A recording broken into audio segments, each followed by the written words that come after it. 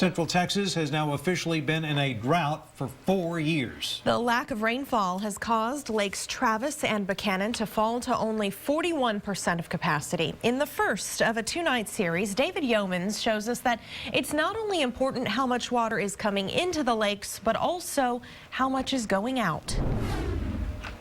Just about everyone in Texas is feeling the pain of the drought, from low lake levels to water restrictions. But rice farmers in southeast Texas could be feeling it the most. In fact, if this drought continues, the entire Texas rice industry could simply disappear. Before you pick it up, then bring it to the threshing machines. So Ronald Gertson has rice farming in his blood. According to the USA Rice Federation, rice is grown in 20 counties in southeastern Texas and has been since the 1880s. Texas provides about 6% of the nation's rice. But with another sunrise over the rice fields of southeast Texas comes another day with no easy solution to an ongoing problem. rice is a fairly water-intensive crop to grow.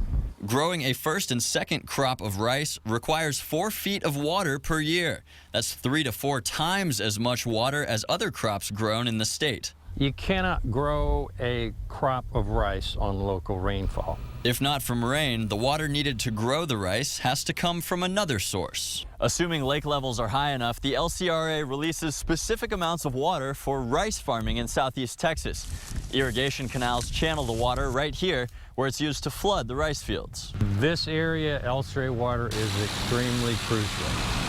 Traditionally in this area, 95% of the lands that are under rice production are dependent upon LCRA water 100%. During 2011, almost 500,000 acre-feet of water were released from the Highland Lakes for rice farming downstream. To put that into perspective, that is a year's worth of water for 1.3 million Central Texas households. Without it, there would be nothing happening. In fact, this time last year, there was nothing happening out here within 3 or 4 miles of where we're standing right now.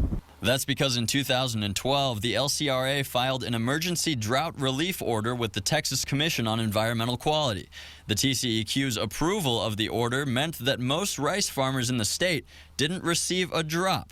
Some propose using the area's numerous wells to flood the rice fields with groundwater instead of using water from the Highland Lakes. Groundwater is not a viable option for completely replacing LCRA water because there's only about 15,000 acre-feet of remaining availability among the 3 counties down here, and that's not going to replace the 250,000 or more acre-feet that are needed to continue irrigating the crops down here. And if the drought continues, the LCRA could again not release water for farmers downstream. This brings into question the long-term sustainability of rice farming in Texas. For one, I'll be doing something else. All of the farmers and all of our employees, which is probably several thousand folks, will be doing something else. $200 million in the Texas economy at the mercy of water, and it's got to come from somewhere. If this whole lake dries up, what happens? That was Pat Mulligan, one of many local residents who are concerned about how water releases for rice farming could impact the drinking supply for millions right here in Central Texas. We'll hear their side of the debate in the second part of our 2-night series tomorrow night at 10. In the studio, David Yeomans, KXAN News.